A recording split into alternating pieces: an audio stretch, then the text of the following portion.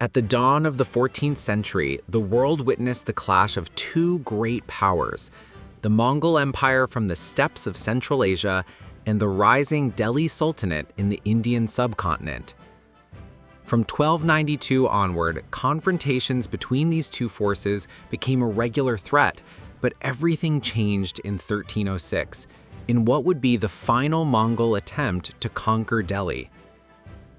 Background: tension between two civilizations. The Chagatai Khanate, a division of the mighty Mongol Empire, controlled regions now known as Afghanistan, Uzbekistan, and parts of Kazakhstan.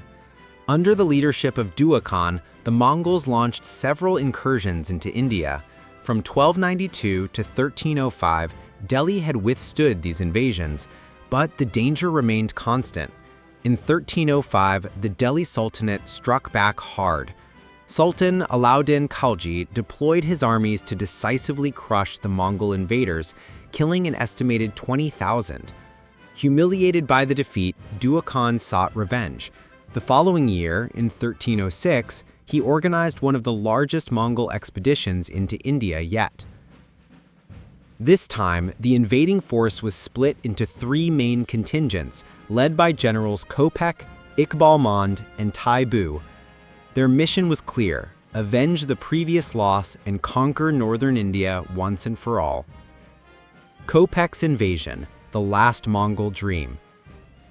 General Kopek led the first contingent into the Punjab region, crossing the Indus River and devastating lands along the way.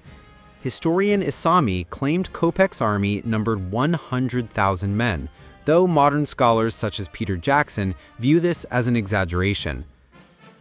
Realizing the scale of the threat, Sultan Alauddin Khalji acted swiftly. He summoned his most trusted general, Malik Kafur, and gave him a clear order: halt the Mongols at the border before they could reach the heart of India. To motivate the troops, Alauddin offered a one-year salary bonus for all soldiers who defeated the invaders. Malik Kafur mobilized rapidly, supported by key commanders including Malik Tughlaq and Shana Aberga of Dipalpur. The vanguard under Tughlaq was the first to spot Mongol scouts. The great battle took place near the Ravi River, though its exact location remains debated. Chronicler Ziauddin Barani called the site Khekar, possibly the Gaga River, according to Peter Jackson, while Asami referred to it as Hind-i-Ali. For days, the two armies stared each other down, neither willing to strike first. Finally, Kopek launched the offensive, initially scattering Kafur's formations, but Malik Kafur quickly regrouped his forces and counterattacked with deadly precision. The Mongol army was crushed, and Kopek himself was captured alive and taken to Delhi. The other Mongol forces, Iqbal Mand and Taibu. While Kopek was engaged in Punjab, the other two contingents under Iqbal Mand and Taibu had advanced as far south as Nagaur in present-day Rajasthan. Upon hearing of Kopek's defeat, Delhi's generals launched a surprise pursuit. Malik Kafur and Malik Tughlaq swiftly closed in and routed the remaining Mongol forces. Iqbal Mand and Taibu fled across the Indus River back into Mongol territory. Still, many of their soldiers were not so lucky, slaughtered or captured during the retreat. Women and children brought along with the Mongol army, intended to settle in newly conquered lands, were also seized. Historical dispute: one campaign or three? Poet and court historian Amir Khusrau, a contemporary of Alauddin, wrote that all three generals, Kopek, Iqbal Mand, and Taibu, participated in a single campaign. However, later historians like Ziauddin Barani argued that these were three separate invasions at different times. Firishta, a 16th century historian, adopted Barani's version, dividing the invasions into separate events.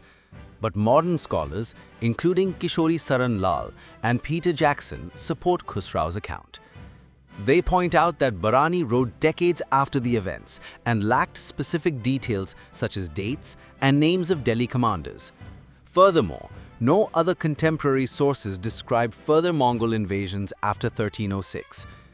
Even Isami, who lived around the same time as Barani, makes no mention of Mongol attacks post-Kopek. After Dua Khan's death in 1306 to 1307, the Chagatai Khanate was too weakened to launch more campaigns into India.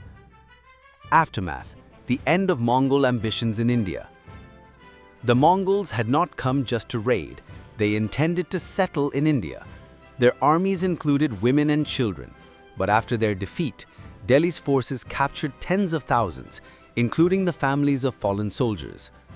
According to Persian historian Vasaf, around 60,000 Mongols perished.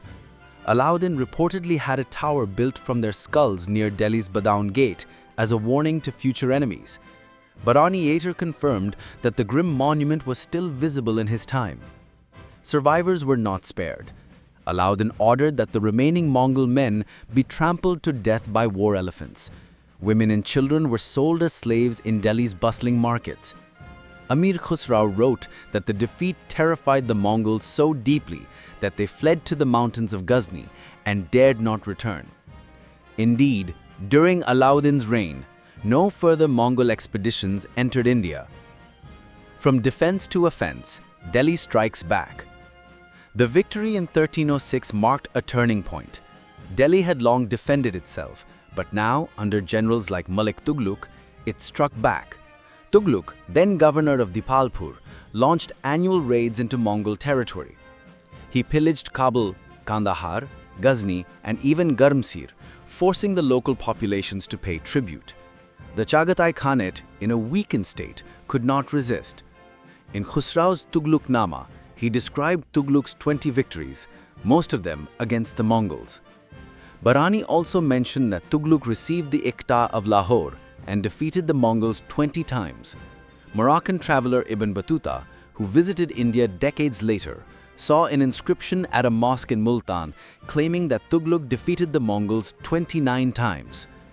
An undated letter from Delhi General Haji Badr to Alauddin's son Khizr Khan even stated that when his troops arrived in Ghazni, the local Mongol garrison accepted Delhi's authority, and the Friday khutbah in the local Jama Masjid was delivered in the name of Alauddin. Conclusion: the 1306 Mongol invasion was the last great attempt by the steppes to conquer northern India. Under Alauddin Khalji and his battle-hardened generals, the Delhi Sultanate not only survived but asserted its dominance across the frontier. For the first time in history, the myth of Mongol invincibility was shattered, not in Europe or the Middle East, but in the plains of the Ravi River, where their bones were buried beneath the soil of a defiant India.